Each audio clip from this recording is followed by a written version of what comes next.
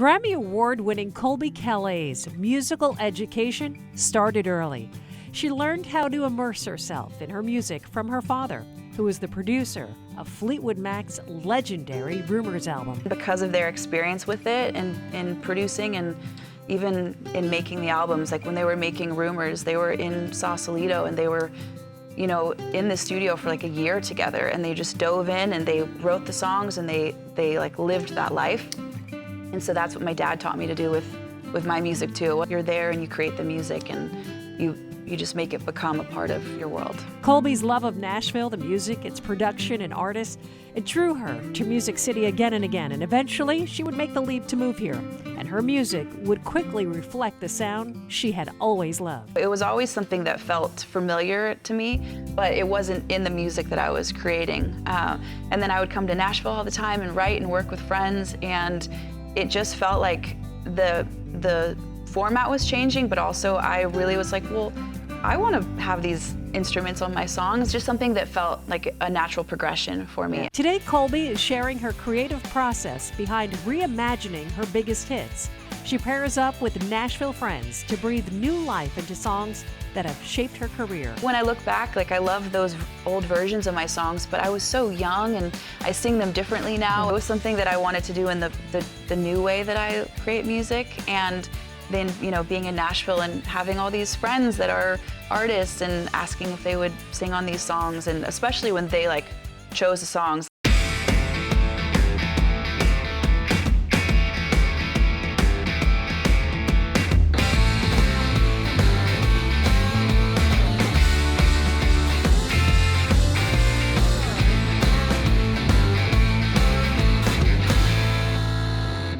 You guys are in for a great show tonight. We are so excited to have her in studio. Multi-Grammy award-winning artist, multiple number ones. In fact, she hit right from the start, skyrocketed her to fame. We're excited to have her here on the John Deere stage, on the record with Colbie Caillat. Good to see you. We're so happy to have you in the studio. Thank you for having me. First of all, you look amazing, always gorgeous. Thank you, you do. I mentioned in the intro there, skyrocketed to fame with that very first song, Bubbly. And I know you've told this story, and obviously you've lived it. It was 2006, 2007. Yeah. I cannot imagine a first song launching you like that and how you dealt with that. I had to figure out how to deal with it when it was all happening. I was a brand new performer. I had just started writing songs like a year and a half before that. And all of a sudden I was signed and I was on tour with the Goo Goo Dolls, and I was traveling the world like for 2 years straight. And I had the worst stage fright ever, and I was really, truly just learning as I went. But I mean, how you just have to figure it out. Like I had these incredible opportunities that, you know, I had a stage coach, I had a vocal coach, I had a therapist. Like I had all the things to try to help me know how to handle what was going on. Yeah, again, it's just wild. And to think baptism by fire, pretty much. You have a Duets album we're going to be talking about. Congratulations to you. I know Amos Lee joins you, right, on Bubbly. I love him. I love everyone on this album. I feel so excited about it. Well, we're going to get into that. But what we like to do on the show is really go back to the beginning. California kid, right? Malibu? Yeah, yeah. What was life like? I was born in Malibu, grew up in Thousand Oaks, just like 20 minutes inland. Very simple. My family, we loved being outdoors, and we had our dogs, and I was very close to, you know, I'm still close to my sister and my parents, and my dad was in the music industry, my mom was too, and so it was just what was around. Like we had instruments, and my dad was always, you know, with the console in the middle of the living room, and he was always mixing new albums and taking us to the studio, and so like that was the life that was like surrounding me. So it was very normal for, I mean, this is how you, were other friends going, hey, Colbie, what, you know, are you singing or what's, I mean, because were other kids doing it, or was it kind of like looking at you like, what are you going to do? Yeah, you know? well, I would always, like, I just liked singing around the house, and my friends and family always would say I had a good voice, and that you know, they would always encourage me, like if I'm, you know, they would always ask me to sing anywhere I went. And so with, you know, learning how to play an instrument, my parents, they knew how important it is to be a songwriter. You know, Fleetwood Mac, when my dad was working with them, they would write these songs, and it was just, they got to write about what they're going through in life, and then people connecting. And so my dad was like, you should be a songwriter, not just a singer. And so I I learned how to play guitar, and I wrote my first song, and it was the best feeling. So like to have that encouragement from their knowledge and their tools, it was, you know, so beneficial. I don't want to brush over, by the way, that Colbie just said her father worked with Fleetwood Mac, you know, the band. But I mean, my gosh, producer, engineer, the biggest album in history of music, Rumors, and then it went on to do other albums as well, right? Tusk, and worked with a lot of different artists. Yeah. That's mind-boggling. All of that was happening in the 70s. Yeah. When did you realize, oh, my dad's pretty much a rock star, like a legend in music? Well, see, like we were always raised on Fleetwood, like so it would just always be on, and I loved it so much, and we knew that they were a big deal, but just to like I got to borrow a jacket from Stevie Nicks like to go to the Grammys one year, and we went to like out on John's boat, and like all those little things that growing up I thought was still really cool, but now looking back I'm like, oh no, that was like beyond cool, like so incredible.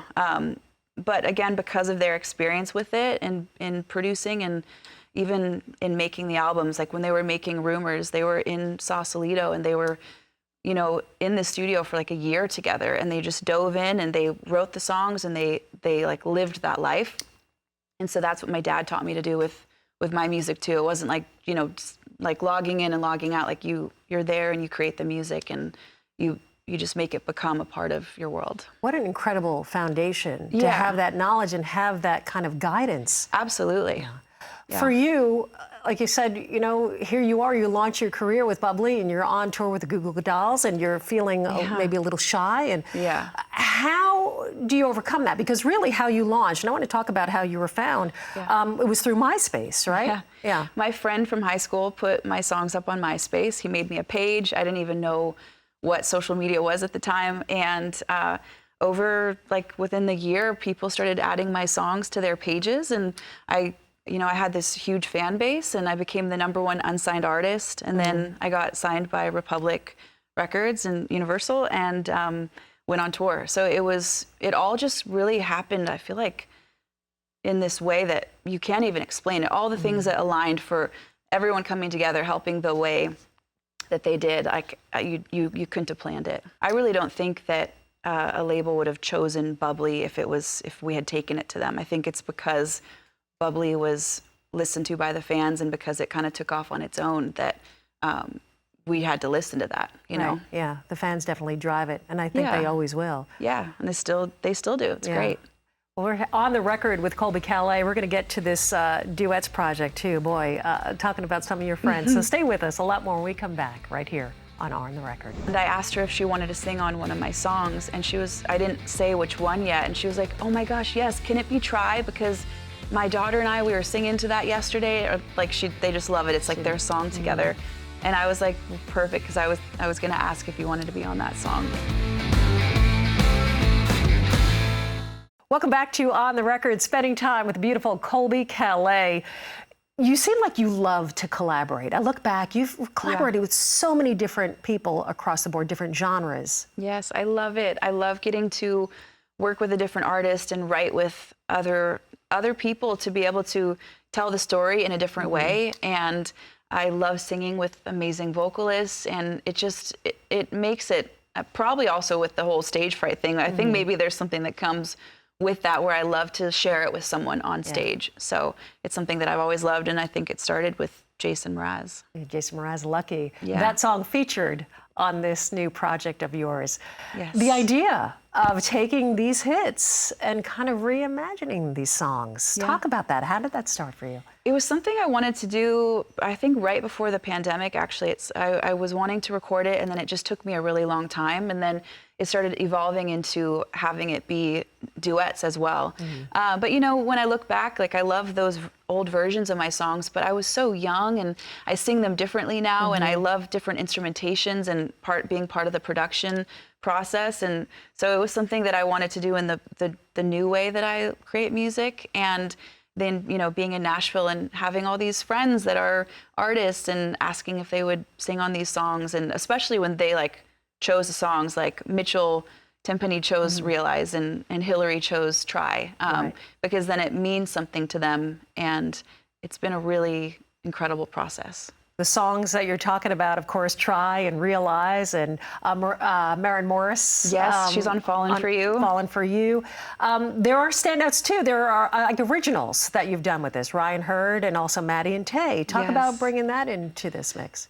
You know, I haven't been writing a lot for this record, but I've written 4 songs, and I just didn't want to force anything, but writing, I love these songs. I love what we wrote them about. Getting to write with Liz Rose as well, and Jimmy Robbins and Eric Argis, my producers. And then, you know, Maddie and Tay, Ryan Hurd, they're incredible. Again, they're such incredible vocalists and friends in Nashville, and artists that I admire. So it was I very carefully selected everyone that I was lucky enough to work with. As many songs as you have had that have been out that we adore, you go ahead and you do a cover of Circles, Post Malone. Yeah. Talk about bringing that one in with Gavin DeGraw. Well, Gavin's like one of my best friends from forever, and he has my favorite voice of all time. And I love Circles. I love the lyrics of it, and that's, you know, I love Post Malone, and the production he has is so fun. But I thought it would be so nice to be able to like hear the sentiment of those lyrics and in a, you know, acoustic guitar. Yeah, very stripped down. So I do it on my live sets all the time, and I do this little whistle, and it's a really fun part of the show, and so I asked Gavin if he would sing that one with me, and we now sing it together on tour. So I love it. Boy, there's so many standouts, and you mentioned, of course, Mitchell Tenpenny on Realize. Yes. It definitely is a standout. I said, boy, he is so soulful. How did you guys hook up to do this? I heard there's a little bit of story. So yeah, we've been friends in Nashville for a while, and he texted me last year, and he was like, "Hey, will you sing? I have a new song. Will you sing on it?" And I was like, I was literally going to text you tomorrow and ask if you would be on my song. And so it worked out that we could both be on each other's songs, and he's one of the sweetest guys I've ever worked with. Genuine heart, incredible voice, and what he did with Realize, he made it my favorite version of all time. Like especially the end of the song, it has all these like ad libs and goes on the fade out, and I just like put it on repeat. So he made it so good. I love it. Let's go ahead and play it. Here it is, Realize. Colbie Caillat and Mitchell Tenpenny. Take time to realize, oh, I'm on your side. Didn't I tell you? Oh. Take time to realize this all can pass you by. Didn't I tell you? But I can't spell it out for you. You know it's never gonna be that simple. No, I can't spell it out for you. No. If you just realize what I just realized, that we'd be perfect for each other, but never find another. Just realize what I just realized. We never have to wonder if we missed out on each other, but it's not the same. Oh, it's not the same. No, it's never the same. No, it's never the same. Don't feel it too. You don't feel it too. If you meet me halfway, If you meet me halfway, you would meet me halfway. if you meet me halfway, The same for you. If you just realize what I just realized, that we'd be perfect for each other. We never find another. Just realize what I just realized. We never have to wonder. no, no.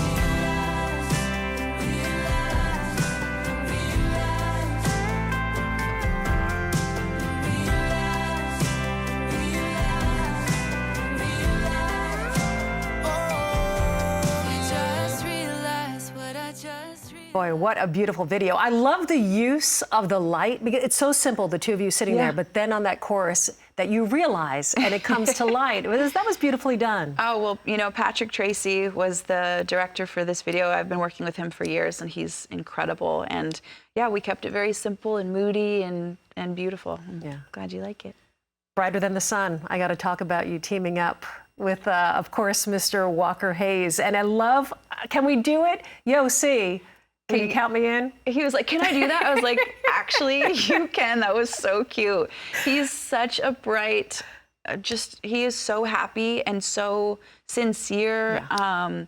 I had the best time working with him and getting to, get to know him and get to have his voice and his like personality on this song. Yeah, and I feel like you guys are such a good match. I mean, you can take, listen, I mean, if you're in a bad mood, and first of all, you put that song on, that mood is gone. And you have that ability, really, to kind of brighten up.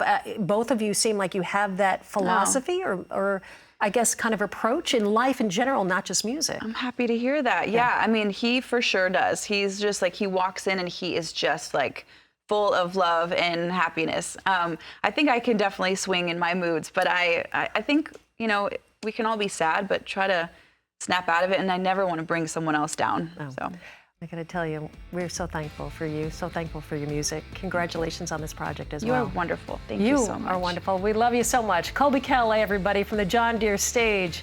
This has been On the Record, and we'll see you next time.